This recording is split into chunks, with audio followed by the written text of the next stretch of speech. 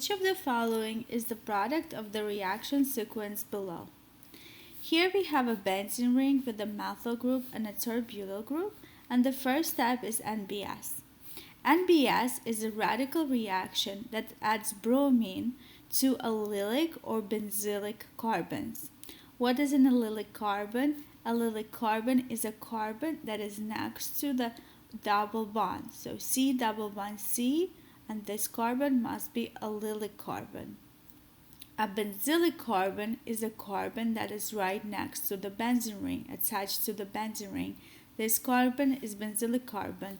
And again, NBS adds bromine either to allylic carbon or to benzylic carbon. In our case, we have a benzene ring. So let's go ahead and I'm going to redraw our benzene ring. And it has a methyl group and a terbutyl group. I prefer lines, so I drew it like this. And the first step is NBS. Now we have here two benzylic positions. This carbon is benzylic and this carbon is benzylic as well. So where do we attach our bromine? On the bottom, the terbutyl group, this carbon is connected to 1, 2, 3, 4 carbons. It's connected to 4 carbons and it has no space to add a bromine, so we cannot add it to this carbon. On the other hand, the carbon on top from the methyl group is connected to 3 hydrogens and a carbon, so it will be able to add bromine instead of one of its hydrogens. And that is what we're going to do. We're going to go ahead and show this benzene ring. Terbutyl group we're not touching, and the methyl group we can attach bromine to it. And let's go ahead and do the next step. The next step says Mg ether. What does Mg ether do? Mg ether together with alkyl halide creates a Grignard reagent.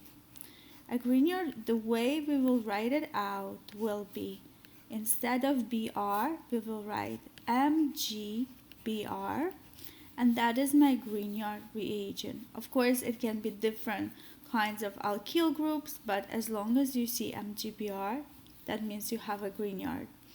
So, if we look at step number 2, we have carbon dioxide followed by H3O plus later on. What does this have to do with Grignard? There is a reaction that you have to learn, and that is when you have a Grignard together with carbon dioxide followed by H3O plus, it creates a carboxylic acid. Let's see how. The carbon that is connected to MgBr, we can think of this carbon as having a negative charge. So it is a very good base and it can attack a variety of molecules including carbon dioxide. So here I have shown the mechanism. The carbon that is the carbon with MgBr, this is just the resonance form of the Grignard here. It will attack C double bond O and it will move electrons to the oxygen and will attach to the C with a double bond O and O minus. And then this O minus can get protonated by something like H3O plus to become OH. So when we have a Grignard and we use CO2 followed by H3O plus, we basically attach carboxylic acid group COOH to the carbon that had MgBr. So this carbon that had MgBr, instead of MgBr, it gets a COOH group. This is a very, very useful reaction. And another thing that we have to notice is that it adds a carbon.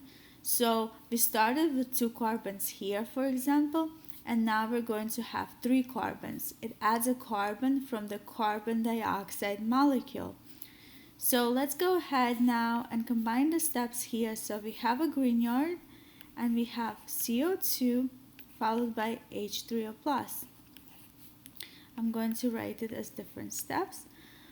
After CO2, we will get C double bond O, O minus, and after H3O plus, we will protonate our O minus to make carboxylic acid.